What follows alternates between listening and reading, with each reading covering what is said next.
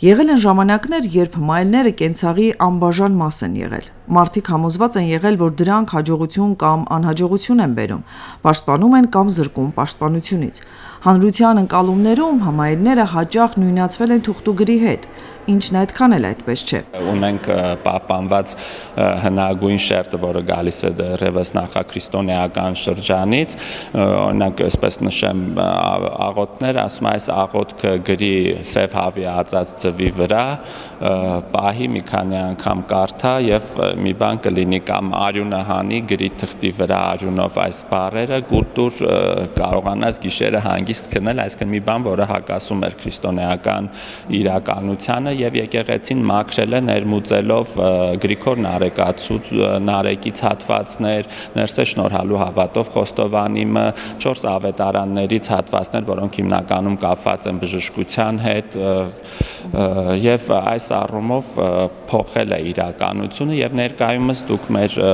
եկեղեցիներում կարող եք տեսնել կիպրիանոսները, որոնք իրականում նույն ժապավինաձև հմայելների գրքաձև օրինակներն են եւ պարունակում են նույն աղոթքների։ Մատենադարանն աշխարհում հայերեն ժապավենաձև հմայել ձեռագրերի ամենամեծ հավաքածուն ունի՝ 572 միավոր։ Դրանք թվագրվում են 15-րդ դարից մինչև 20-րդ դարով։ Մատենադարանում պահվող օրինակներից ամենահինը 1428 թվականի հմայելն է, գրված Սիմեոն Դպիրի ձեռամբ։ Արժեքավոր հավաքածուն վերջերս համալրվեց եւս մեկ տպագիր ինքնատիպ օրինակով, որը թվագրվում է 1717 թվականով։ Սոսնձված գլանաձև թղթերում մանրանկարներ են պատկերված եւ հմայելներին հատուկ աղոթքներ։ Երկարությունը հասնում է 480 սանտիմետրի։ Հայագետիոն առապտի կողմից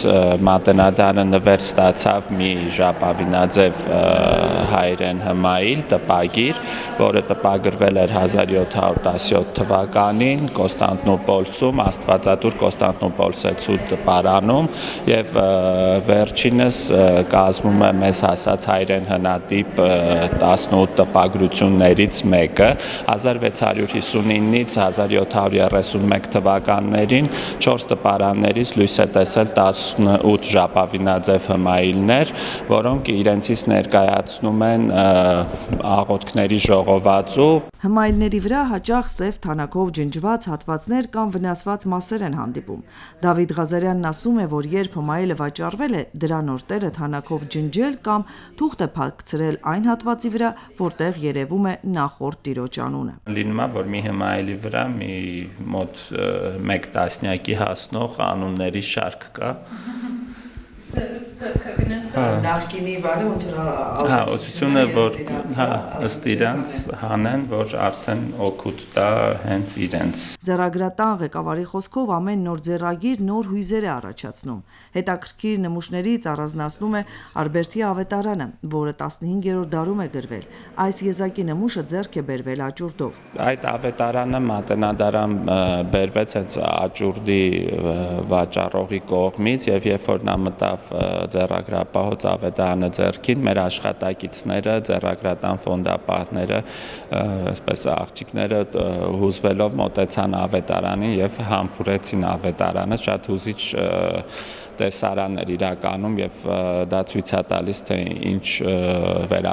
վերաբերմունք ունեն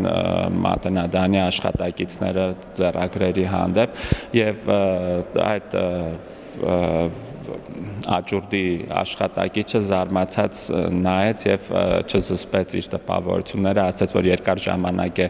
ես աշխատում եմ այս ոլորտում եւ առաջի անգամ եմ տեսնում նման վերաբերմունք ձեռագիր Մատյանի հանդեպ։ Մատյանների տունդարձ արշավի շրջանակում Մատենադարանի հավաքածուն համալրվել է բարերար Վահե Բադալյանի նվիրաբերած Հովանես Երեցի ընդօրինակած ավետարանով։ Ձեռագիրը գրվել է 1454 թվականին Սասունի Մզուկ գյուղում, որը ժամանակին հայ գրչության կենտրոն է եղել։ Ծաղկողի անունը հայտնի չէ, բայց մանրանկարները ըստ մասնագետների պատկանում են Վասպուրականի դպրոցին։ դրա համար Մատենադարանը սահմանել է ոսկե մեդալ, որը որ ովքեր որ հաղթարում են շեմը, այսինքն դա կլինի շատ արժեքավոր, շատ հին ձեռագիր, այդ նվիրատուներին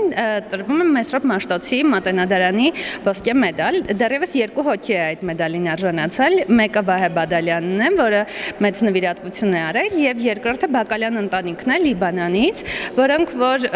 4 ձեռագիր են նվիրել, 2-ը իրենց անձնական արխիվից եւ 2-ն էլ Ֆիլադելֆիայից, այնտեղ ավետարանչական եկեղեցու հայերի միջոցով ձեռք բերված 2 ձեռագիր են նվիրել։ Մատյանների տունդարձ արշավը վերջնակետին դեռ չի հասել։ Բաղձալի նպատակը աշխարհի բոլոր հայ ձեռագրերի վերադարձն է տուն, Մատենադարան։